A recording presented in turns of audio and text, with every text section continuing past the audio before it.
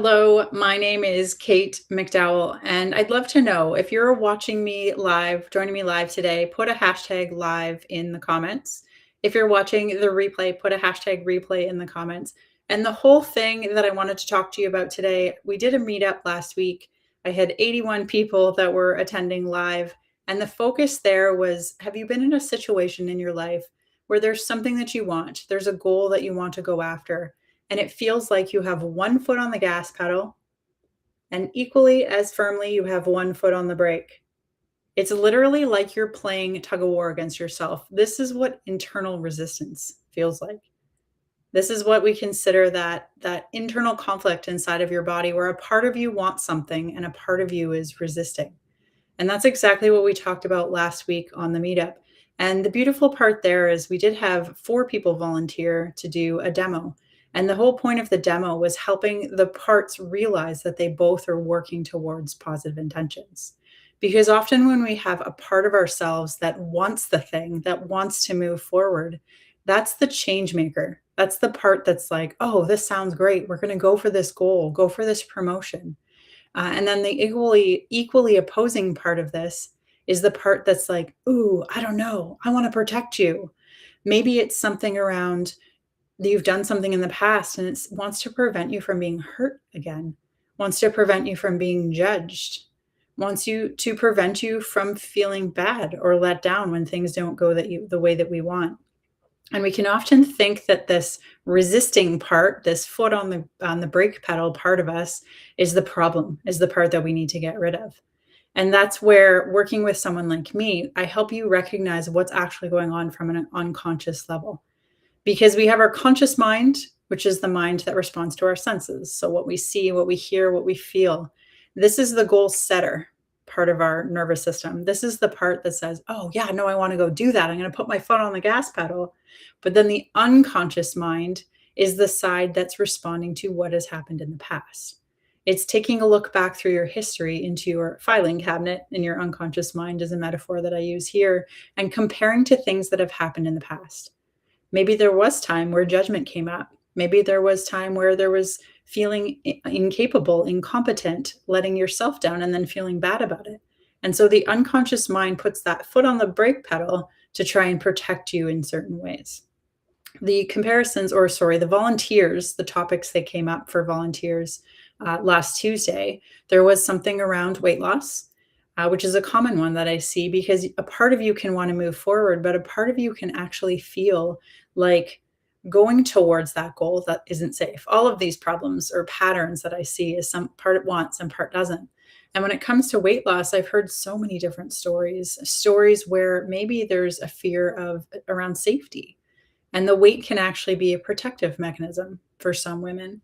The fear or the belief along there of if I don't lose the weight, if I stay heavier, I'm not going to put myself out there. Or men aren't going to be looking at me. People aren't going to be looking at me. And often being seen is a big thing that comes up in many areas. But when it comes to weight, it's like, how is the weight keeping you safe? And that's something that understanding the different parts and the roles that they have is a part of the work that I do with clients. Also, clearing the negative emotions, the stuff from the past that's causing the responses that are having that foot put on the brake pedal. There's limiting decisions, there's limiting beliefs, there's all kinds of ways that, from an unconscious perspective, we can get in our own way when it comes to moving towards our goals. The beautiful part, though, that can be changed. That's where working with the nervous system, helping reprogram those beliefs or those limiting decisions that formed for us often at a really young age can be so powerful. I mentioned business. Oh, sorry. Weight was one of the 4 volunteers. There were 2 that were relationship based.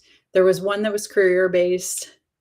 I can't remember what the other one was, but yeah, relationships, careers, and health related. So the weight is often what I help clients work with. But my experience that I was going to share with you. So I had a situation. I lost my job in 2016. That's a whole different life and a whole different story. I was restructured out. I thought I had the career that I was going to be in for years to come, and I became too expensive in their eyes. I mean, when you do well in your job, you get increases. Anyways, I became too expensive in their eyes, and so they let me go. They restructured me out. And ultimately, at the time, I thought, like, this is the worst. Am I going to do from here? What's next? And what I, over the years, started to realize was that it was actually like a huge blessing in disguise that I didn't see at the time, because I wouldn't be where I am now in terms of my own health, in terms of like the wonderful relationship that I have, in terms of the career that I have, and all the people that I help, and the impact that I make in so many different ways, my life and the lives around me. And I actually had a conversation with a client the other day about like part of my goal in the work, the coaching work that I do, is I want to create or help create a ripple effect in like the lives and the world around the clients that I work with. Because often when I work with one client, especially let's say it's a parent, the work that we do impacts not only their relationship and their children and their family or family there, but it spreads out as well. Because these kids go out into the world looking at things differently, and that spreads out even further. So, anyways, that was a tangent. But what I was going to say, my experience was around career related. So I got into coaching, been working with clients, and things started to do quite well. And I got to this point where I was like, ooh, okay. And all of a sudden, I started to not continue on that trajectory forward. I mean, anyone who's been an entrepreneur in business, we can't expect, not saying it's not possible, but we often don't expect things to steadily continue to climb. And so at first, I was just like, oh, okay, this is just a part of the process. But then over time, I recognized that no, this was a block or a cap that I had at a nervous system level put on myself.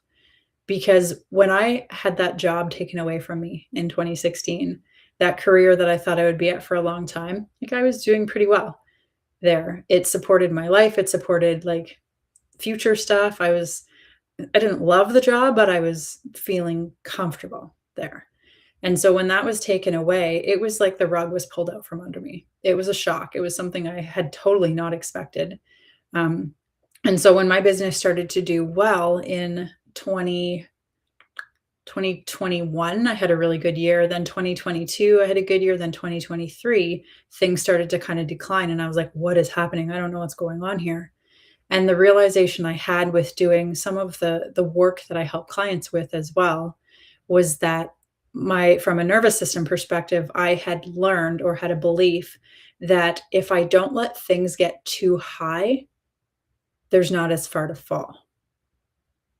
If I don't let myself succeed too much, there's not as far to fall.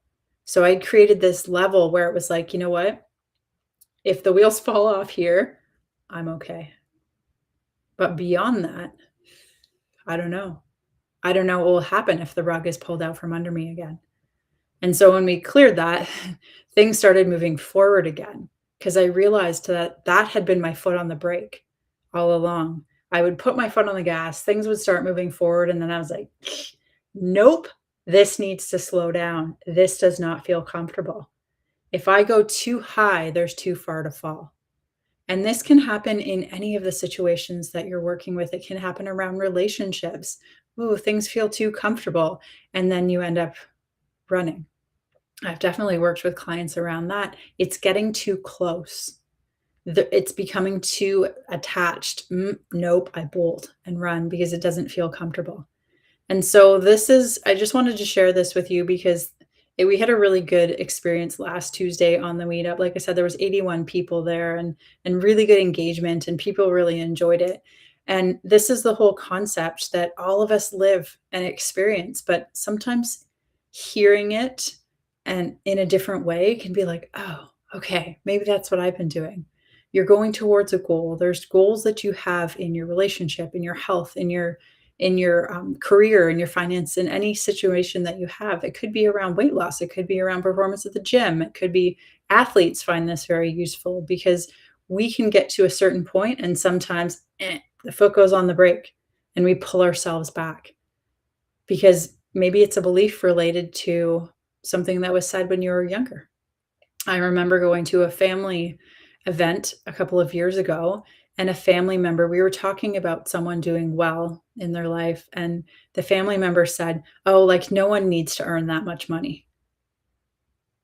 No one needs to earn that much money." And I mean, the question that I would have there is like, okay, where did that belief come from for you? How often do we look at resources or we look at money is often a big one that people will say like it's finite. So if you earn more, then that means there's less for everyone else. But is that true? Is it really true or is it just a belief that's been formed in your neurology, in your life, in some experience that you had at a younger age? And these beliefs can be changed.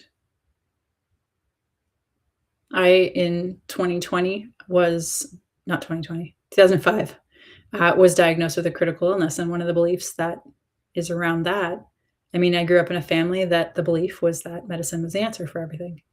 So I believed that until it didn't work for me. And then there's also a belief around this illness, this it was MS that I was diagnosed with. There's also a belief that there's nothing you can do. It's just the way it is. You have to just accept that like you're going to decline. You're going to continue to decline for the rest of your life. And so for a long time, I believed that until I didn't. And now I've been symptom free for 10 years, which is pretty much not, well, I shouldn't say unheard of because it's not unheard of. There are people that are doing it, but it's not a common belief.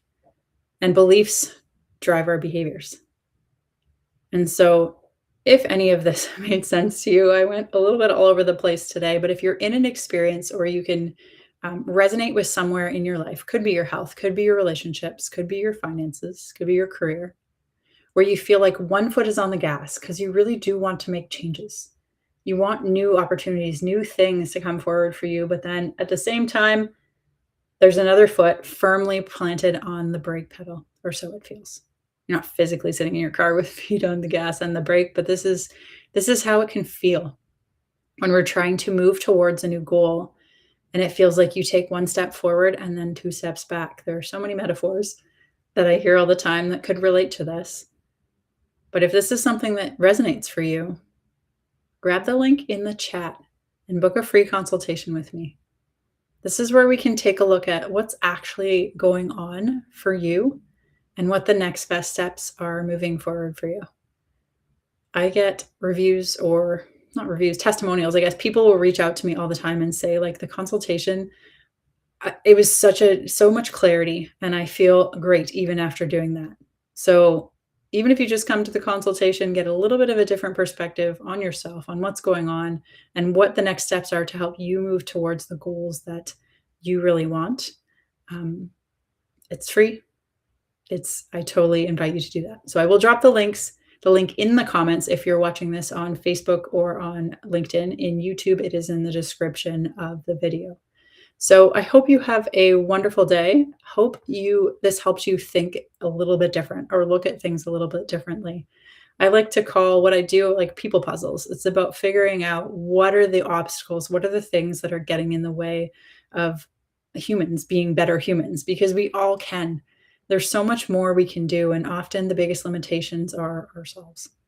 And so I can help you change that. My name is Kate McDowell again, and I hope to talk to you soon.